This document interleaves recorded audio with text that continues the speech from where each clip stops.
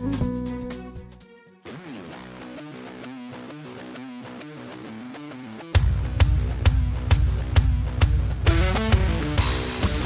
Zone Weekly with Vince Calautti, Ryan Smith, Steve Kandray, and Billy Hassinger.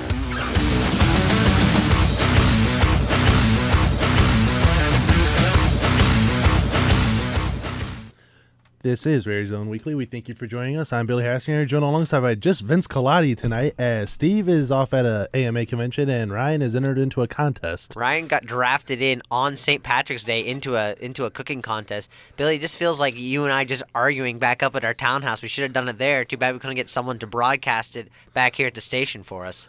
But nonetheless, we are here. We will bring you all the latest news in sports, as it was announced yesterday that Steven Strasburg is going to be the opening day starter for the Nationals and that they're going to limit him to just 160 innings pitched this year. And so you got to ask yourself, good move for them to limit him to number of innings this year, but is it harmful for him to be starting on opening day in just his second season as a professional? I don't think it's hard. It's bad for him to be starting in his second season as a professional. This is a man who, when he was drafted, was considered a franchise cornerstone to begin with, and you're throwing him in early on the fire. They knew coming in they wanted to get him started early. They wanted to get him going. So I don't see this as a big deal for making him a starter. And in fact, I wouldn't have been surprised if they not, but at the same time, I'm not really surprised that they are, because he was already going to be their number one had he stayed healthy that year and made his way through. I think it's smart that they're trying to limit him, because you and I talked about how violent his mechanics are. So I'll let you explain that a little more, but I don't see it as a big issue as having him put in. He's got that mentality of, I want to win and I can be the guy. So I don't see it as a big issue. I like that they're trying to limit his innings though, to make sure that he doesn't have that he's not blown out too early. You know, it actually is his third season. What it is last season he was able to come back for part of the season toward the end and pitch a little bit after having Tommy John surgery after tearing a ligament in his elbow his rookie season when he was called up from AAA. And they did the right thing with him. They sent him down to AA, let him pitch a couple games there, AAA, then called him up halfway through the season. And now he's back. And this kid, like you said, violent mechanics. He throws 97 miles an hour on average with his fastball. His changeup is averaging about 88, 90 miles an hour. That's faster than some guys' fastballs. Yeah. So it's just like, this kid is just ridiculous when he throws it. Yeah, he's got a lot of power behind his throws. I don't think I've cracked 50 when I've pitched before. So he would blow me out of the water. I think I might have cracked 65 one time, but that was when I was actually throwing on a regular basis. Nowadays, I'd be lucky to hit 50. But nonetheless, though, you think about it, the Nationals, they're going in the right direction with this. They got Strasburg. The following year, they drafted Bryce Harper, number one overall, who is down in AA right now. He'll probably be up in AAA. He's only 19, 20 years old, so he's not ready for the bigs just yet. But next year, when he's more mature, he'll be ready for the big leagues. And you look at the team they got, Zimmerman, Strasburg, they got the right pieces there now. When they get Harper in there, either right field or center field, this is going to be a ridiculous squad. Don't forget about, I want to forget his name. I believe against Store is his name, Drew. There's another young pitcher that they brought up as a reliever in the innings. Very good young pitching prospect as well, and they've got a lot of good guys, core to build around. I think the Washington Nationals will be someone to look out for in the next year or so. They could very well possibly be a wild card team this year, and after they expanded it to two wild card teams. Moving on, college basketball, we are not talking about the tournament just yet. Shaka Smart, coach at VCU. Let's not talk about the tournament at all. How about we just skip it? Shaka Smart, coach at VCU, is going to remain at VCU after turning down the job to go to Illinois and be the head basketball coach there, replace Bruce Weber. And when I saw this, I was relieved, because I thought he comes to Illinois, he's going to recruit, he's going to do good, and he's going to beat Ohio State every year. But nonetheless, though, what does this say about Shaka Smart and the loyalty he has to VCU? I think it's a little bit of it's kind of like the same thing that we saw with the Butler coach, Brad Stevens. Brad Stevens. I didn't want to call him Brad Smith. I knew that was wrong. Brad Stevens staying in Butler, even though he was a hot commodity these last few years here, to come up and make those moves. Great job by Shaka Smart, seeing he's riding a wave of some good talent. If he consistently does this year after year and gets his team to the playoffs and does well, then it can go big game hunting. At the same time, as great as loyal as he is, how awesome that is, you got a feeling that this is something like it, because it's Illinois. It's not something else. It's not an Ohio State job, which has recently become into a national power again. It's not a Michigan State job. It's not a Duke job. It's not one of those jobs, a prestigious country. Illinois is in the Big Ten. Illinois has been one of those fringe teams with Bruce Weber. Bruce Weber is never the best recruiter. They had that one great season when they made it to the finals with one loss. But after that, not very much. It always sounded like he was losing his voice. But that's another story. But you take a look at it, you look at Illinois, you're like, it's Illinois. Now, had it been Indiana, I think it would have been a little bit of a different story.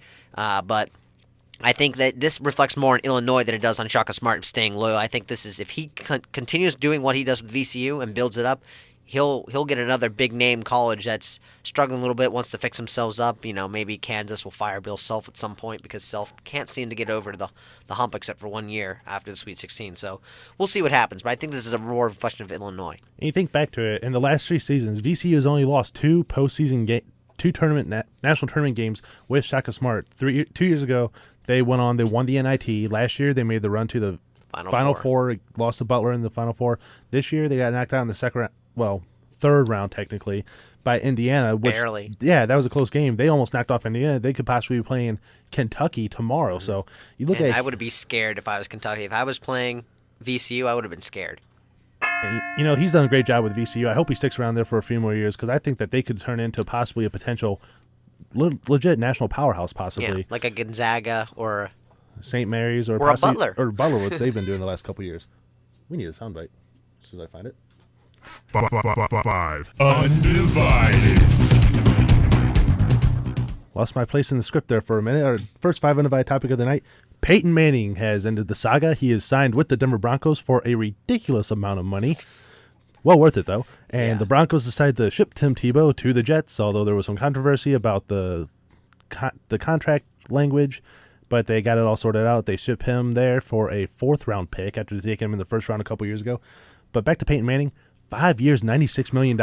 Yeah. With, I think, 40-some million of it guaranteed. Let me see if I can pull it up here. It's a ridiculous amount of money, but like I said, very well worth it. And also, the Broncos are attracting wide receivers. As Andre Caldwell spent his first 4 years of his career with the Bengals, has signed with the Broncos to give Manning another weapon. So you and I were talking about this earlier, Vince. Yeah. You look at the weapons. They got Eric Decker, Demaryius Thomas, Andre Caldwell now. Noshawn Moreno coming out of the backfield. He's a pretty good dual-threat running back.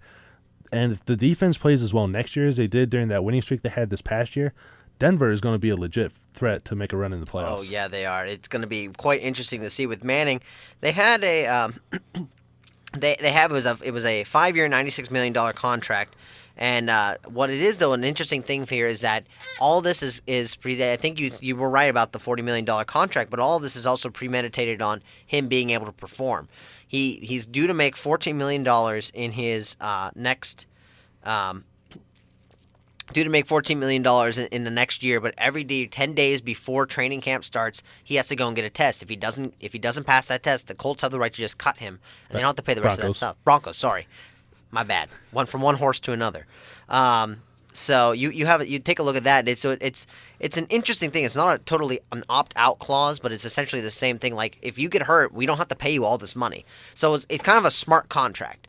Now, it is. It's smart on the Broncos' part because they know that there is a possibility that the nerves just aren't going to fire like they should be from the fusion and everything. So they didn't want to be in $96 million and then it come back and backfire on them. And Peyton Manning is okay with this. Peyton Manning doesn't need the money. Yeah, he doesn't. After he retires, he can retire now and have a great career in TV doing analyst stuff. But or commercials. He's funny. Yeah, he's got a career after football. But now going back to Tim Tebow, look at the situation he's into now.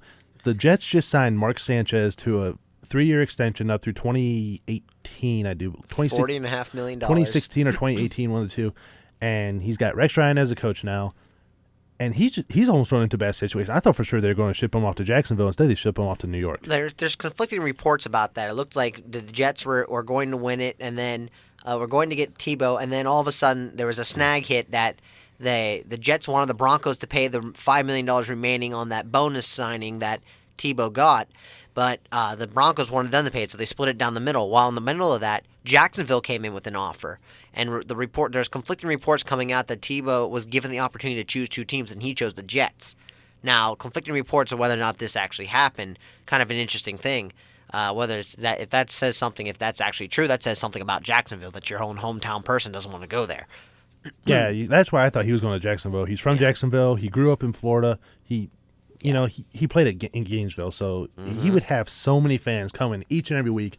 It would be Tebow Mania times 10. Yeah. down there. But nonetheless, he elects to go to New York, and I think that's just a bad situation to be in. It's going to be interesting. We've already had one QB upset. Drew Stanton has asked for a trade because he will no longer be the backup quarterback.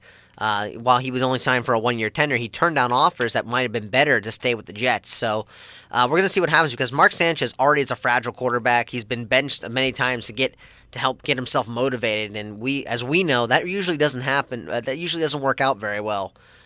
Flipping quarterbacks back and forth all the time. Sometimes it can be a little frustrating.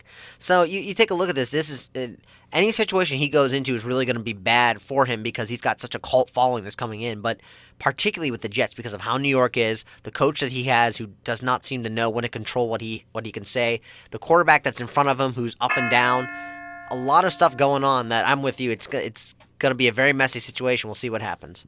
I can just imagine it that all the New York fans are chanting for Tebow, Sanchez. After the first bad pass. And Sanchez demands a trade or something like that. It's just going to be drama city in New York if you're a Jets person.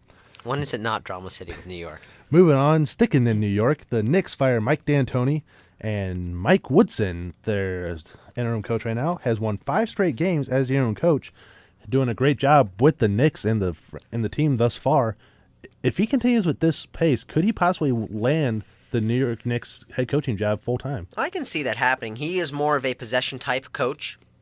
He fits Carmelo Anthony's style. He likes isolation plays. He likes the point guard to set up the plays and make others better around him. You saw that kind of style of Atlanta with Joe Johnson and Josh Smith playing, although him and Smith clashed a lot with stuff. That, I believe, is what led him out of the exit because he got them to the playoffs 3 or 4 straight years in a row, and they were a very good team. Got them to the second round, almost to the conference finals, almost beat the Cavaliers and almost beat the Celtics. So you take a look at that. It's a great matchup right there. But if he fits the system better, when you trade over Carmelo Anthony, you're not going to have this sprint system like Coach D'Antoni wanted. Once you saw how well it worked when you have people who just run the floor, like Lynn, like Amare Stoudemire, those guys running the floor.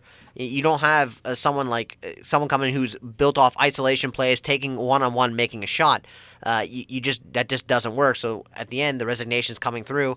Woodson, I believe, is a better fit with these guys right now. Although D'Antoni helped kind of cultivate that group, I think it's interesting to see how it goes. But I think he will get the job at the end. And, you look at the roster that the Knicks have right now, there's no reason that this team shouldn't be in the top 3 of the East. You got Stoudemire in the middle. You got Tyson Chandler down there, who's a good defensive player, not so much known for his offense, but defensively, great player. Melo, Jeremy Lin, he's kind of fallen off since his initial burst, but he's still being pretty consistent. You got Baron Davis, Iman Shumpert, Mike Bibby back there around the point guard as well.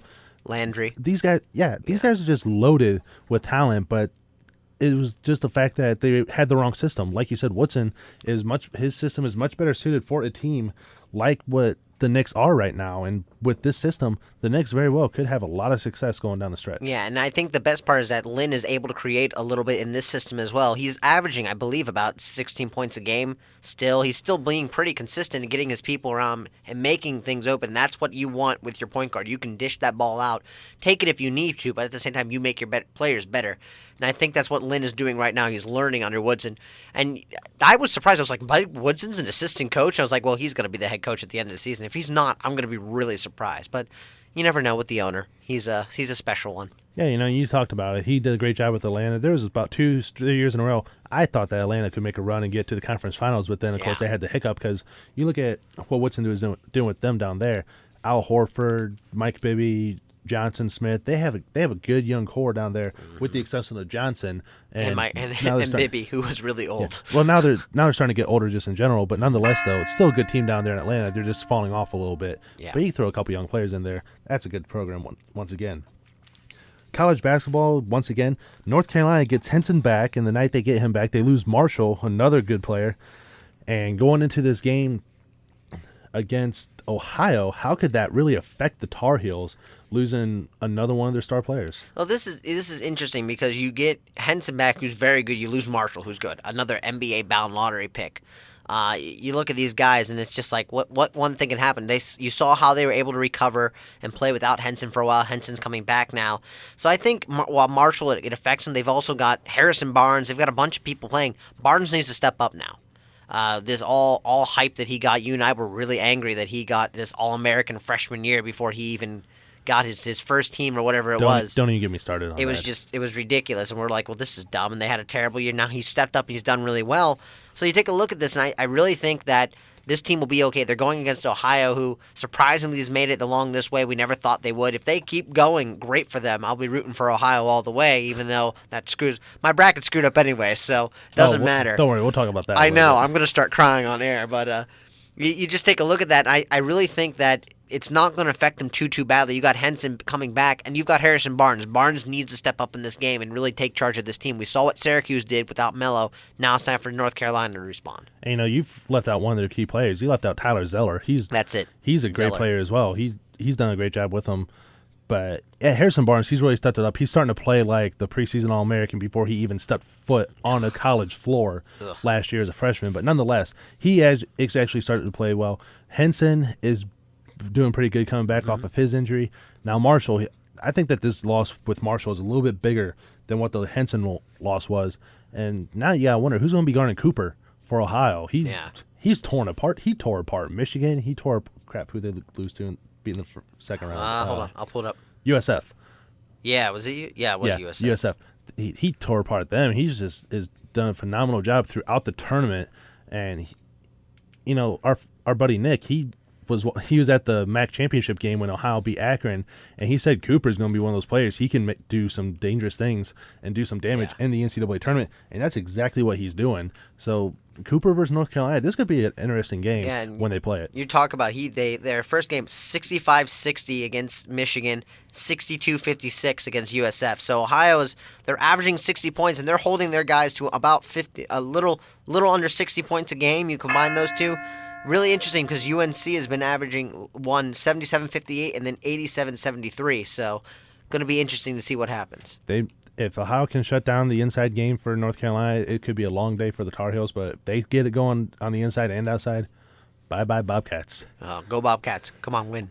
Moving on to our cheers of the week. Hate doing it as a loyal Browns fan, but Hines Ward has officially announced he is retiring from the NFL, as he just did not want to imagine going to another team and playing that one or two seasons, as he very well could have gone away, been a number 2 or number 3 guy, and made a couple $1 million this year. But retiring a Steeler, staying faithful to his franchise. And they had cut him earlier. Basically, they were cutting him, and he was angry. He said he was going to go and go to another team. He still felt he had some gas left in the tank. But he talked to Jerome Bettis about how it felt to retire with that team, and Bettis kind of convinced him that's the only way to go out. And I'm glad for him to go out as a Steeler. All-time leader in receptions and touchdowns for the Steelers. That's 2 Hall of Famer wide receivers that you're talking about with Swan and Stallworth. Defined his generation of the hard-nosed wide receivers. Called the dirtiest player in 2009, which was kind of funny considering that it's a wide receiver and he's a very hard blocker. Fit that Steeler mentality. Kind of ironic that it's 2 Browns fans talking about it. Steve must be very upset if he's listening to us right now. But he's in New Orleans, though. I'm sure he's not really listening. But all the credit due to Hines Ward. As a Browns fan, I hated watching you. I hated you. But as a football fan, I respect you. As a Browns fan, also I hate you and I respect you for what you did, because everything that he did was amazing. Yeah, I loved watching Hines Ward play, except for when he played the Browns. That stupid smile. Always smiling. The man that always had a smile on his face on the field. But you have to respect what he did. 1,000 career catches, like you said, franchise leader in catches, receiving yards, and touchdowns. He just absolutely had a phenomenal career. Was Super Bowl MVP of Super Bowl 40 when the Steelers beat the Seahawks. Had another great one in 43 when the Steelers beat the Cardinals. But you got to respect what he's done. He had a great career playing for one franchise. No other player has had as many receptions with one franchise as what he's had. And he just a phenomenal career. You can't talk enough about it. I believe, if I can, let me see if I can find it. And one of the last few things that he actually did as an active NFL player, quote unquote, was try to get Mike Wallace to stay with the Steelers. And because he knows how valuable that Wallace is to the franchise. Yeah, I agree. You talked about his 1,000 receptions. There's only 2 players in NFL history with at least 1,000 receptions and 2 Super Bowl rings: Hines Ward and Jerry Rice. Some good numbers right there. That's a nice company to have. Yeah, it's pretty good company to be in there with Mr. Football, Jerry Rice. Greatest wide receiver of all time. One of the greatest wide receivers of all time. You can argue that some of these guys from back in the day were some great ones if they were playing under the same rules as stipulations as today and same systems. But nonetheless, though, Hines Ward, great career, no doubt a Hall of Famer. Yeah, agreed. As we move on to our Jeers of the Week, sticking with the football topic, Sean Payton, head coach of the New Orleans Saints, has been suspended for a year. Former defensive coordinator suspended for 8 games, I do believe, for this season. Greg Williams is suspended indefinitely. Indefinitely. For his, because he was the one who ran. It was their assistant coach, Vitt, was suspended 8 games. That's what it was. 4 games. Sorry, Mickey Loomis has been suspended 8, I believe. And the organization fined $500,000 for their bounty program. 2 second-round draft picks. It just goes to show that you do something like this and you get found out, you are going to be hit hard. So what does that do for the Saints season? How about this? Roger Goodell hasn't even addressed the players yet. How scary is that? He separated him. A great article by Ashley Fox on ESPN was writing about this, and she said Goodell did this on purpose. He laid the hammer down on Peyton and all the adults, quote unquote, the adults who should have been watching over this, and stated, well, you're supposed to be stopping to do this. He laid the hammer down to show this is not to be tolerated. And I applaud him for that. You want to make a statement there should not. We learned about a bounty in Miami. That's twice that it's happened at the University of Miami. In the NFL, we've heard about a bounty, and Goodell lays down the law. Protect the shield, protect the image. And that's what you get. And the biggest thing is the arrogance. Sean Payton and then they all displayed it. The NFL knew about it, told them to stop, gave them a chance to stop. And apparently he turned the other way and told us this is continue with it. Didn't even bother. Greg Williams, who apparently has a history of it, you would think would want to talk about that, but suspended indefinitely, which I understand. That's going to be at least, you got to think it's got to be at least 2 years for him. And this kills their entire season right now. They lost their head coach, their guy who was the head coach when Peyton was hurt last year, for at least 4 games. And then you've got their defensive corner Spagnuolo was a head coach, so you might put him on there, but he's going to be in flux. Yeah, and Williams is now a defensive coordinator at St. Louis now, so it's hurting the Rams franchise. Yeah, it's hurting the Rams too. But nonetheless, though, you talk about the bounties that we've seen it before. It happened back in the late 80s, early 90s with the Cowboys-Eagles rivalry. Yeah. The Eagles would put bounties out for Troy Aikman, a couple other players. I remember one was the kicker for the Cowboys just to try and get the kicking game going. But nonetheless, so it's just dirty football. And there's no reason for it. It's like, you guys are professionals. You guys are supposed to be the role models. And one of my favorite players in the NFL is Jonathan Vilma, linebacker for the Saints. Yeah. I lost a lot of respect for him because in the 2009 NFC title game against the Vikings, he put out a $10,000 bounty on Brett Favre that whoever takes him out, he'll give $10,000 to. Yeah. There's just no need for that. Now, it's like, you want to be competitive, you want to win, but you do not need to be dirty. Exactly. And the interesting thing is a lot of these hits are considered clean hits, but you can still hit them hard after the whistle and try to injure them. They could still be clean. Yeah, but it's just like, you try and hit them low, it's like, it's one thing, but it's like, if you're intentionally trying to hurt people, that's just whole different thing. It's Agreed. Like, there's absolutely no need for that in football at any level, especially at the pros. Yeah. 5 Undivided. As it is time for our second 5 undivided topic of the evening, as we're going to be talking about how messed up our brackets are. I lost 2 Final Four teams, one of which being my national champs in Florida State over the weekend in Cincinnati. And yet you're still ahead of me. I don't understand that. Yeah, I came up with a very complicated point system in which the 5 of us, Vince, Steve, Ryan, Jesse, if you joined us last week, who called in and went through his bracket with us as well, and myself, as Ryan and Steve are leading, tied at 47 points apiece. I'm in second place with 40. Jesse's at 37, and Vince is bringing up the rear 35. With 35 points. And I was so bored when I was doing this that I actually broke it down into regions and right now you're looking at the teams remaining points possible. I just went completely hog wild with this. I've got 1 team remaining in the Midwest. Really? Wow. Man, I'm having a bad... Jeez, I didn't realize how bad I was at picking tournaments. Wow. Neither did I until I went through this. I have 9 teams remaining overall. Jesse has 8 teams. Ryan has 8 teams. Steve has 10. Steve, the guy who had no idea why he picked that team, is leading with teams. And Vince has 9 teams remaining. But all in all, if the brackets play out the way that they are written down, Steve and Ryan will be tied with 60. Jesse will come in third at 52. I'll finish with 48, and Vince will finish with 46. I'll lose by 2. Yes. But nonetheless, though, this has been fun, though, seeing how this goes out. Like, you look at it, the official round 2, Ryan won it with 39 points. He got 24 points from the Midwest because he picked 2 upsets with NC State and USF.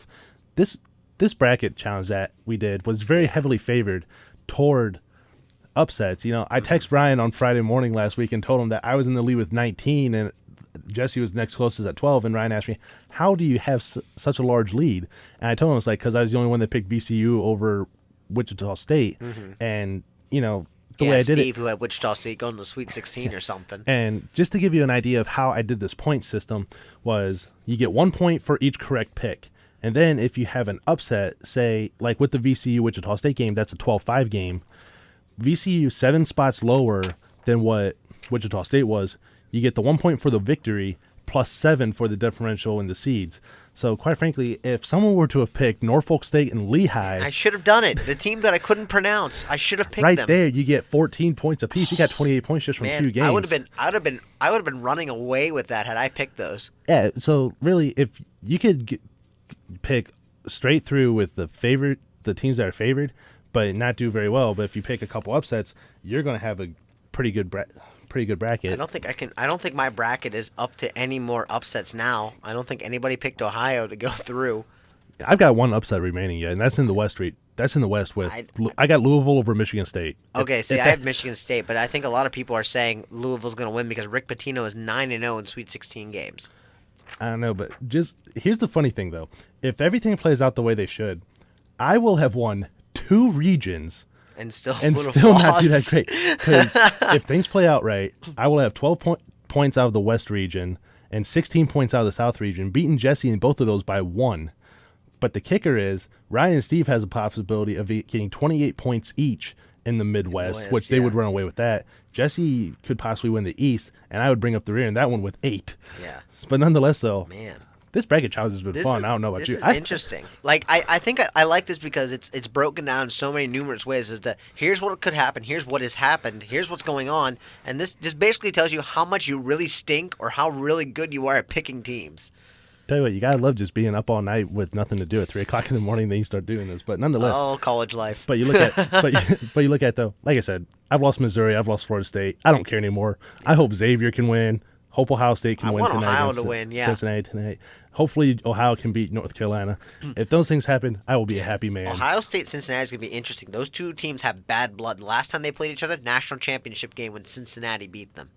1962. Yeah, that's been a long time ago. Yeah, they don't play each other. It's going to be fun. Now, if Cincinnati wants to play Ohio State, Dad Motto won't schedule them. I wonder why.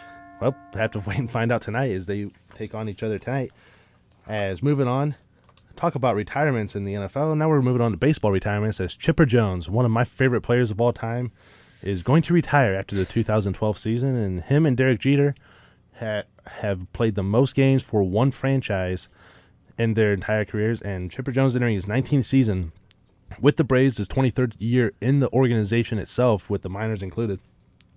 He's had a great career. He's third all-time on for home runs by a switch hitter. Interesting. I did not know about that. The thing I think I'll remember most about Chipper Jones right now is all the injuries. The man seemed hurt every year and would just miss time. And at one point, you just kept wondering, when is he going to stop? When's he gonna retire? Is he gonna be forced to retire? But you remember he was very consistent when he was playing. He almost batted over 400 for an entire season 2 years ago before he got hurt and then his swing dropped off. I mean, no one's done that since Ted Williams, so that'd be an impressive feat to manage. But that's one thing I'll remember, and he was part of that great team, those great teams where you had Maddox and Glavine and those guys all on those teams, just great players. And he was a great player in his own right. It's just I think injuries really derailed him at the end. Yeah, look at some of the players he's played with. Like you said, Tom Glavine, Greg Maddox, John Smoltz. He's played with Fred McGriff, Vinny Castilla, Andrew Jones. He has played with a lot of great players in Atlanta, and he's really done a great job. And, you talk about the career he's had, 304 lifetime hitter. That's good. Basically, you bat 300 in the major leagues throughout your career like that, you're going to be in the Hall of Fame. You should be. 454 career home runs. He's had a phenomenal career. It's pretty good. And you think about when you think of the Atlanta Braves, what's the first person you think of? Chipper Jones. Next person you think of, their manager. Bobby Cox. Bobby Cox. And then the man with the most ejections in MLB exactly. history. So you think of those two, and then you think of Smoltz and Maddox and Glavine and those guys, and you think of all those. But first person you think of with the Braves is Chipper Jones. Same thing when you think of the Yankees, the modern Yankees. You think of Jeter. Mm-hmm. The Yankees have too many people to really like Babe Ruth, so I'm not saying that, but modern Yankees. You think Jeter. Talk about too many people. I once read an article about the going through the top 25 greatest Yankees. You look at the players on that list. You look at the number of championships they all won. I forget who. It's insane. I forget there was a number of them back in the 50s, 60s, or 70s. They had 8, 9 championships under the belt. There was on ESPN before the World Series. They went over a list. They had a list of all the World Series that had been played, and I'm just reading some of these murders rows and these teams that are there. It was nuts. Looking at some of these people that had played for the Yankees, you're just like, wow. Yeah, but nonetheless, Chipper Jones, we will miss you after this season. Yeah. You were pretty much the reason I went and played third base for a season when I played baseball when I was younger. Bad idea. Moving on. You are not Chipper Jones, sir. Oh, I had the glove like Chipper. I just didn't have the. Did you have the injuries like Chipper too? No, I just couldn't hit the first baseman to save my life. Moving on, college pro days. RG3 having his pro day yesterday. Andrew Luck having his today. Both look very impressive. As Robert Griffin III only had 2 incompletions, and I was actually watching some highlights of Andrew Luck's pro day. He was outside in the elements with about 15-mile-per-hour wind gusting at times too, and yet he was still able to throw a bomb of 75 yards in the air in the elements. Yeah, on a dime. It was like a rope throw too. I saw that while I was at work earlier, and both these guys clearly number 1 and number 2. There is no doubt. Number 1 and number 2. And the interesting thing right now is if Griffin's really been on the uprise since he won the Heisman Trophy, just flying up these charts. How he's performed, how he speaks, everything. And Luck's kind of taking this back seat, kind of relaxing, because Luck doesn't need to prove anything. He's done it over the 2 years. He's already has the credentials. He has these things. So Griffin's really rocking up the board. Merrill Hodge said he would take Griffin over Luck right now. And that's an interesting thing because a lot of people are considering Luck as a all-pro, as a legend, as another generational player, one generational player to replace another in the Colts area. So going to be interesting to see what happens. I still think Luck goes number 1, RG3 goes number 2. Both teams are going to be happy either way. Both guys, great heads on their shoulders, smart, can be athletic, can run and catch the ball. You know how Luck made that one-handed catch during the season? We saw that RG3 and his wide receiver, Kendall Wright, their last play that they do apparently in every practice, Wright bombs the ball right down the field. Griffin catches it in stride for a touchdown. And you see, that's the thing. You look at people don't realize how good of an athlete Andrew Luck really is. You know, watching his highlights of his pro day, he has such quick athletic feet. He is so versatile in the pocket. He can get outside of it, throw on the run. They were showing somewhere he was rolling out to his left, coming back, and throwing across his body. He can still deliver with accuracy and strength. And, you know, RG3, he only had 2 incompletions at his pro day, too. 51 passes, 2 incompletions. Yeah. Pretty good. So both these guys, I think Andrew Luck is still going to end up being the better NFL quarterback. But either way, I don't think Griffin will be far behind him. You know, one thing that I was doubting with Robert Griffin was his football intelligence. But then I was watching and everything, hearing him talk and everything. He's a lot smarter than what he appears to be if you just see him. It's the same thing with Cam Newton. You don't think of him as necessarily smart in the fact of you see him as a great athlete, then you hear him speak and you see how he processes plays. It's ridiculous. And that's the key for in the NFL. As a quarterback, you got to be able to process so many things in just nanoseconds. And that's exactly what Luck can do, Griffin can do, and someone else in this year's draft that isn't getting a lot of talk about, Kellen Moore. Moore's good. He's one of my favorites for in the later rounds of the draft. But nonetheless, though, Robert Griffin and Andrew Luck going 1 and 2. I think either way, both like you said, Vince, both teams going to be happy. Yeah, both teams are going to be great, and I'm interested to see how it turns out on draft day. Oh, I can't wait till draft day. Me neither. I love draft day. That's my 3rd Christmas. What's your second Christmas? Whoa. What's that? Super Bowl. Nonetheless, it is time for our unknown sport here in America, as we're going to be talking about an indigenous sport of Thailand. All right, wait. Say the name, and I'm going to guess what it is. Krabi Krabong. It's crab fishing. No. Okay, go ahead. It is not. It is a martial arts using weapons and I'm going to hand this over to you, Vince. Using weapons? It is a picture of different weapons that they have. Those are some violent-looking weapons. There is a machete right there. As here are the names of the weapons. You got the crab eye, which is a sword, a plong, which is a quarterstaff, a gao, which is a staff with a blade in the end, a dab song mu, which is a pair of swords held in each hand, and a mai sun sok, which is a pair of clubs. Oh, goodness. And now the way this works is essentially, Vince, you were there when I did my presentation on Thailand in our SB 450 class. What it is, it's just another form of martial arts, but they focus on using them with weapons and strikes to different parts of the body over so many points, which they really don't want people to be hitting each other with the weapons with blades. We'll slice your head off. 50 points. Nonetheless, though, it's just another form of martial arts where you have to have a lot of discipline and various things like that, because you've got to be disciplined in order to. You don't want to get cut. I mean, there's like 2 different machetes in here. There's a very long broadsword, a very small ninja-like sword. Probably the quarterstaff, and then the plong and the gao. Yeah. There's a thing that looks like looks like a lot of weapons that could hurt you in many, many different ways. One of them looks like something that you would rip your organs out of. It's some weird-looking weapons, but nonetheless, interesting. Though, a little history about it is it was developed by the ancient Siamese military for fighting on the battlefield, and it may have been used in conjunction with many boran, but whether the two arts were developed together independently is uncertain, and findings in traditional dances bear testament to the myriad of weapons that were once used in Thailand. So it takes a lot of skill to be able to hit somebody with a weapon that's very sharp and not actually hurt them. Yeah, and I'm sure that they don't actually have the real sharp weapons. I'm sure they put padding on it or something. You would hopefully. Hope, unless you're like a rival or something and you actually bring your sword and accidentally, there goes your arm. But nonetheless, though, I've had fun doing these unknown sports. These are fun. These are cool. I especially loved you guys saw it, though, crab fishing. Crab fishing. No, unfortunately, it's not crab fishing. But crab fishing with knives. But you watch a little bit of these, and it's just it's crazy to see what these people can do. Like, they're so athletic and talented, and you got to be disciplined in order to do the things that they do, especially with weapons in your hand. Yeah, here's the key. I would hurt somebody, or I would hurt myself. You watch Muay Thai boxing or something. That's just throwing hands and feet at each other, throwing weapons at each other. Ooh, doggy. Yeah. Moving on, back to college basketball, Alex Oriaki, one of the key components of UConn last season and this season, is going to leave UConn due to the NCAA ban.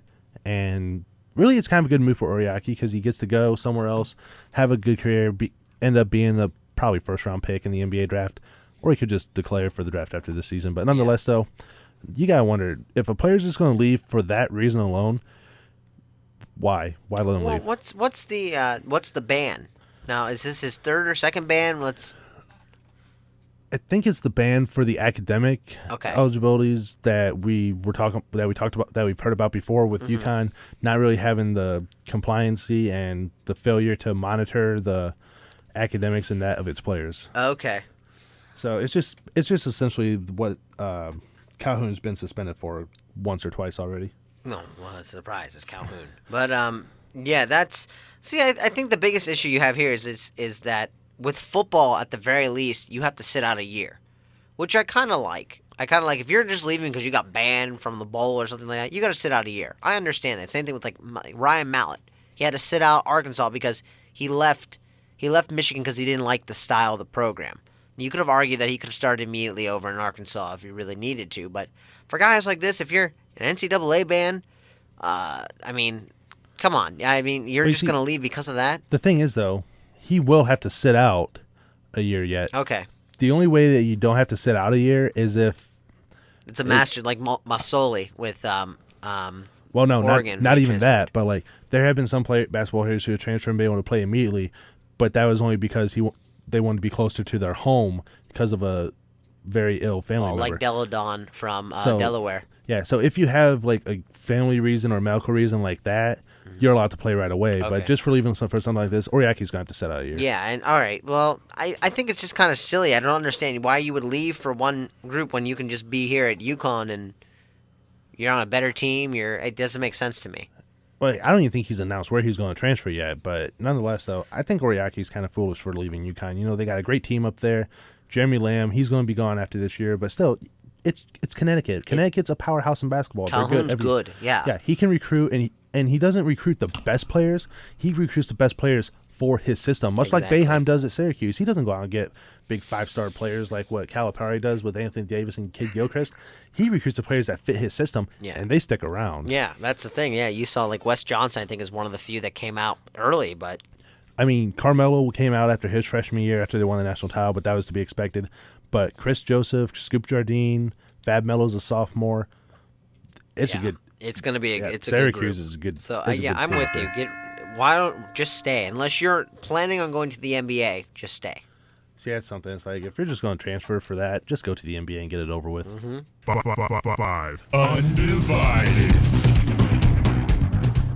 Our last 5 undivided topic of the night is NFL free agency. Kind of talked a little bit about it earlier with Peyton Manning, but we're going to go more in depth on it right now. Michael Bush today signing with the Chicago Bears on a 4-year, $14 million deal, $7 million guaranteed, and the big one, Mario Williams leaving the Texans, going to Buffalo, making on a 7-year deal, I believe, for $100 million, 50 of which is guaranteed.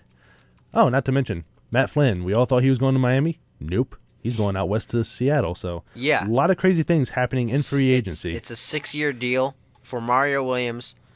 6-year deal.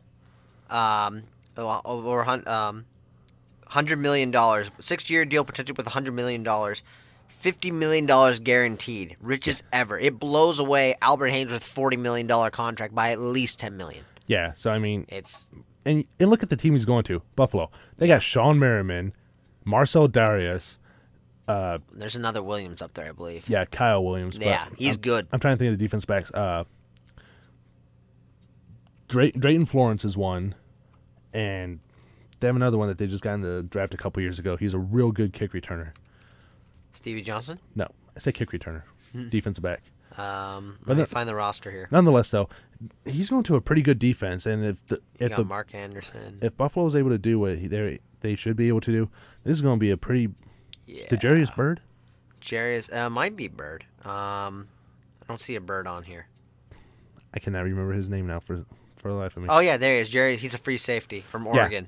Yeah. 31. Yeah. Yeah, that guy. That's a good. That's a good defense. You throw in Mario Williams with that. That is a good defense. David Clowney, the wide receiver. It's really good. That's ridiculously good. Spencer Johnson. That's an awesome move for Buffalo. The best part about that is that you sign him. You may have sold the house for him, but at the same time, this is great for Buffalo. That means this is the marquee defensive free agent defensive free agent. He went to Buffalo. That's other players going, wait a second. So Buffalo must have something good there. We should check it out. Either that or they just threw a whole bunch of money at him, and he was just like, you know what, I want money. I want it now. Yeah, maybe they did throw money at him, but I mean, if you take a look at it, he spent 3 days there. It wasn't just like a one-day thing. He was there for 3 days. And, you look at some, and also Houston, they traded away D'Amico Ryan. Yeah, so I don't understand that. They're almost clean house. The only guys that they really got now are Brian Cushing, Connor Barwin, and our favorite player for the Texans, J.J. Watt. J.J. Watt. Awesome defensive play there in the playoffs. What's something you may not know about J.J. Watt, started his career at Central Michigan as a tight end. Oh, I can see it. Look how big his hands are. Yeah, and then he transferred over to Wisconsin and moved to defensive end, first-round pick, number 11 overall. Yeah, why not? Yeah, why not? I mean, you got some great deals, just deals flying over. Like you said, Matt Flynn to the Seahawks, kind of a surprise. Yeah, but really, though, it's a surprise, but also probably a good fit for him because they run a similar type of offense as what Green Bay does, where he had success. The only problem is he's not going to have the weapons. Well, and Seattle was in desperate need of a quarterback because Tavares Jackson and Charlie Whitehurst definitely not the answer. Whitehurst they didn't pick up. Their GM was in the front office of the Packers before he went over to Seattle. The best, if you're talking about systems, though, Philbin was his offensive coordinator, so he knows the system. The biggest issue a lot of players we're finding out more and more having is with Jeff Ireland, who he asked some terrible questions of people. I believe he asked one player if their mother was a prostitute. You don't ask questions like that. That's not right. Yeah, you do not ask personal questions like that. You ask strictly business questions. About only. Football. Yeah, and so you've got problems like that, and if they've had off-field issues before, you talk about that. You ask about those things. You don't ask about personal life. You don't ask about their family. No. That is something you don't ask. If they've had off the field issues, like you said, like Pac-Man Jones and players like that, you talk to them about that strictly, but you don't bring up their family matters into it. And the biggest, so you see, like with Flynn going there, I think that's a big sign of something's wrong with the Dolphins. Yeah, there's got to be something wrong with the Dolphins, and now they're without a quarterback unless they want to try Chad Henne for another year. They got there's a potential that they could end up taking a reach on Tannenhill.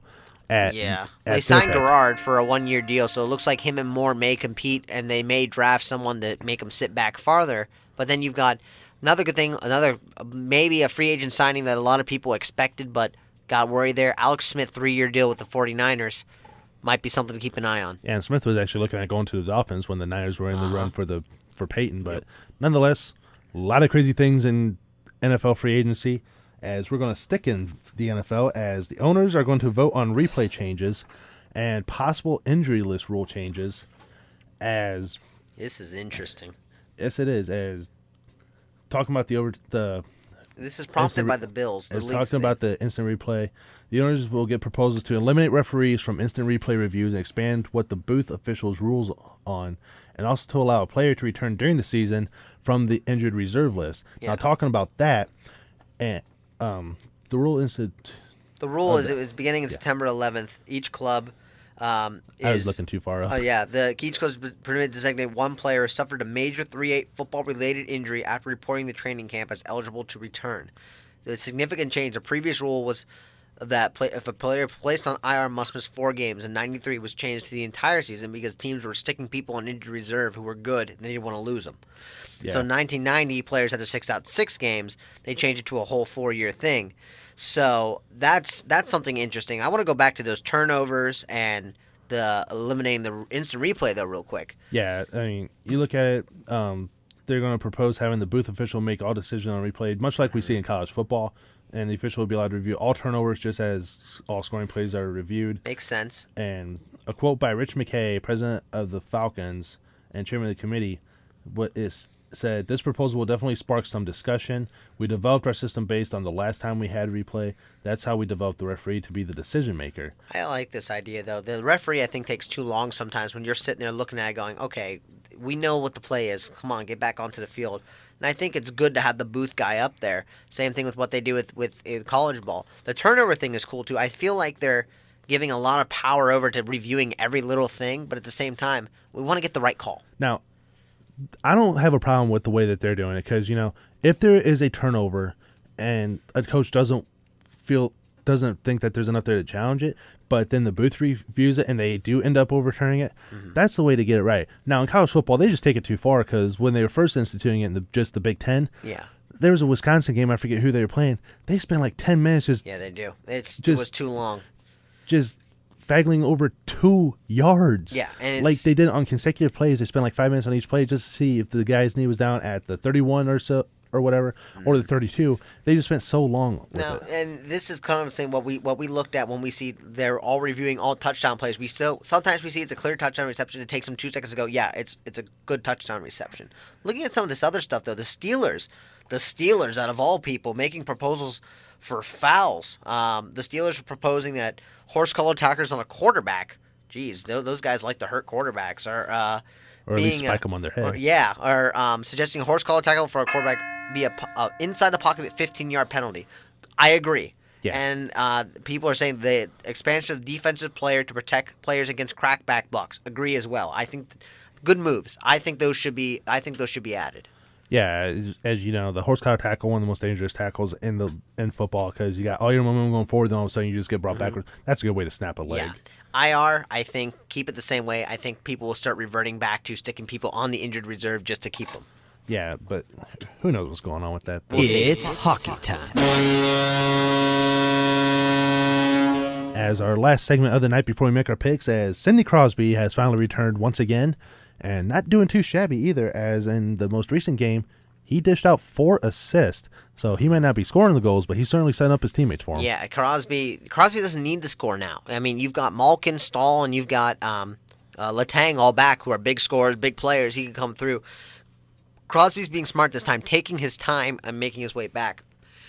He admitted himself that he was running in there when he came in immediately. He wanted to jump and make that big impact. Coming in, we saw him score like 2 goals in that first game, just go off. And now he's being a little more reserved. And he's so good. He can just set people up. He could probably do that all season and still be up on points leaders and such like that. And that's how good this guy is. So, I mean, as good as Malkin is, this is a player who, Malkin's great at scoring goals. Malkin's great at seeing ahead of him. He doesn't always make his teammates better around him. Crosby does every single time. So that's looking at that. I think it's a great thing for them. Now they're sitting almost in first place. Yeah, they are. And, we talked about it earlier on this semester in one of our earlier shows about how they discovered some soft tissue damage, which could lead to neurological pains and different things like that. And so it possibly just wasn't still concussion-like symptoms they were suffering from. Now that they got all that taken care of and fixed, he's coming back. He's still taking it slow, like you said, but when he's out there on the ice, he is a dangerous guy when he has the puck because he can set up his teammates. Like I said, 4 assists in the last game, and he can still score, I'm sure. If he wanted to, he could go out there. He could probably score a hat trick in a couple of games. The next couple of games. But nonetheless, though, he's easily the greatest player in hockey. Oh, I agree with you. I agree. And like Malkin has really stepped up this year. Malkin has put that team on his back and really played well. But there's just a different energy with this Penguin team when Crosby's there.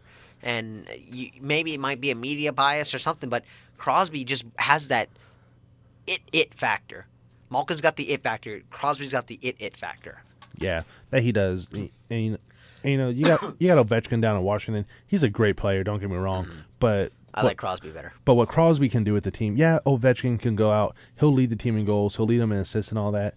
But when it comes to the tournament, to the Stanley Cup playoffs, they just kind of fizzle out compared to what Crosby can do. He's led them to a Stanley Cup. He led them to 2 straight Stanley Cup finals, and they won the second one. So Crosby, without him, with even though he didn't have much in the game 7, he was basically a target and let everybody else score. A la Sweetness. Yeah, for the Bears. He's a factor. Yep. He is a factor when he's on the ice.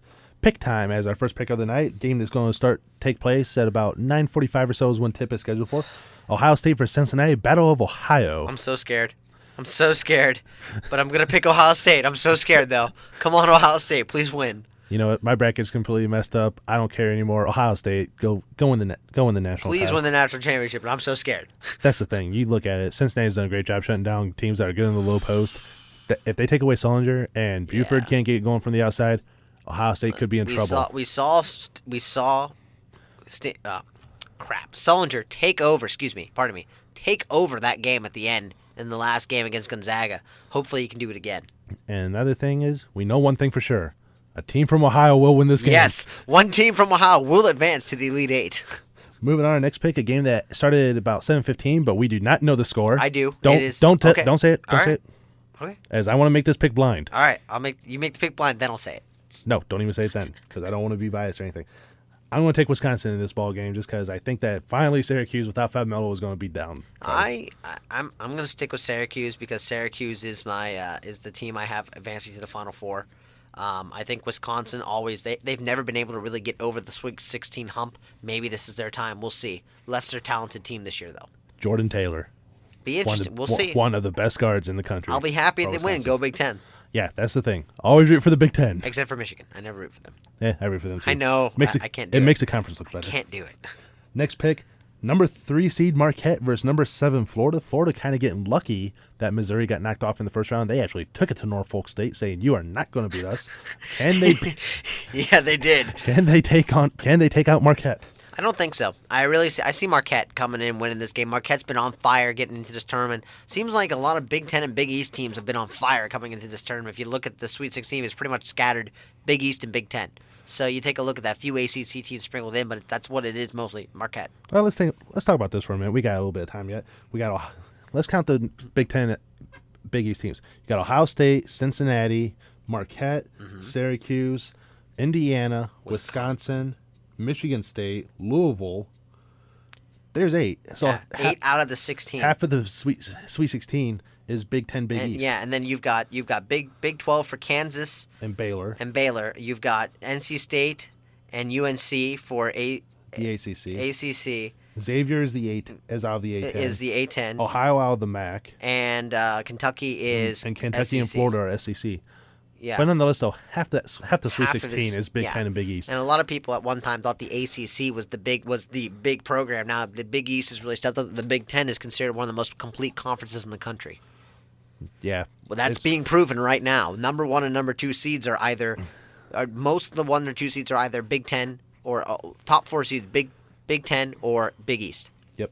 So the word big is big in this tournament. We're in agreement. Marquette's going to take out the Gators. Yeah. Thank goodness. I don't like Florida. Next pick, number 3, Baylor versus another Ohio team, Xavier. As Xavier is the team that you don't want to play right now. No, they're not. But Baylor with Quentin AC and Perry Jones III. There's a lot of initial three down there at Baylor. Nonetheless, who's going to win this one? Oh, I want to pick Xavier so badly. I want to see an Ohio team make it all the way and just go. And I got to pick Baylor, though. I think Baylor's just a little too talented. Xavier is Drew Holiday is a monster. Oh. And so, I mean, he's been on fire. On fire, a guy on fire. Xavier, when they get deep into the tournament, they're a very hard team to defeat. So, it's gonna be a close one. I say Baylor ekes it out, but I hope Xavier wins. I would love to see an all-Ohio final. You know, it makes me mad because in SB 410 Sports Finance, we filled out brackets. When I filled it out the first round, I said that Xavier's going to beat Notre Dame because they would not be able to stop to Holloway. Yeah. I went against that when I made my bracket for this show. I remember you told me that. Went with Notre Dame. You were so angry back at the house. It was funny. Oh, angry is not the word I would use for that, but I'm going to go with Xavier. I'm going to take the Ohio team. I would just love to see an Xavier versus Ohio State, Ohio, or Cincinnati final. That would just be amazing. No Xavier in Cincinnati. They would cancel the national title game. We want another fight, man. That would be. Could you just imagine though an Xavier Cincy just brawl in the national championship? I think that they would both get banned for life from the next pick, Michigan State versus Louisville. This is another game I believe that's going on right now. Yes, it is. It's at halftime. No scores. No, don't worry. I'm picking Michigan State though. That's the team I'm sticking with. I have them losing in the next round, but that was to a Missouri team that lost in the first round. So. I mean, their job got a little easy. They get past Louisville. They get to the Final Four, I believe. So, interesting matchup, but I think they eke it out. I think, although Rick Pitino's 9-0 in Sweet 16 matchups. And it is not even that reason why I'm taking the Cardinals. It's because they won the Big East tournament. Yeah. Much like UConn last year. They're making their run. Yeah. And plus, I did pick the Cardinals in this game. Yeah, I know originally, you did. So, I remember. That's one good thing I got going left in my bracket yet. They were saying that a lot of analysts are saying that that's what Louisville is looking like. They're looking like UConn from last year. Go straight through and just keep winning. Yeah. Odds maker time. What are the odds that we see 3 Ohio schools in the Final Four? In the Elite 8 or the Final Four? You have Elite 8 here. Yeah, Elite 8. Well, I want to say 75. I don't think it's happening though. I'm gonna go with 50 because I don't see Ohio beating UNC, but if they did, that would be so awesome. If Ohio beats North Carolina, we have 3 Big Ten Ohio schools in the Elite 8 because I'm pretty sure Xavier can get past Baylor. If they can, and then Ohio State, we have one team making it at the least. So we're good that way. So. But I think I'm only going to go about 30% just because I'm not too set on Ohio beating North Carolina. If they did, though, that would just be like everything would just tumble. Did you see? I got some friends down at Ohio. They would be partying. Oh yeah. Quick fact for fans: Ohio is the first state to ever have 4 teams in the Sweet 16. Yeah, That's Ohio. Awesome. Go Ohio. That's why Ohio rocks. Bonus pick: who is the national champ of the remaining 16 teams? Oh, I'm still gonna stick with Kentucky as my pick. But I want to see an Xavier, Cincinnati, Ohio State, Ohio matchup in the final. That'd be awesome. But I still think it's gonna be Kentucky. I say Louisville. A lot of these things, like you said, is reminding me of last year with Connecticut. And you win the Big East tournament, there's a good chance you could possibly win the national tournament. And that's exactly what Louisville's going through this year. Coach Cal has 350,000 reasons why he needs to win the national championship. Yeah.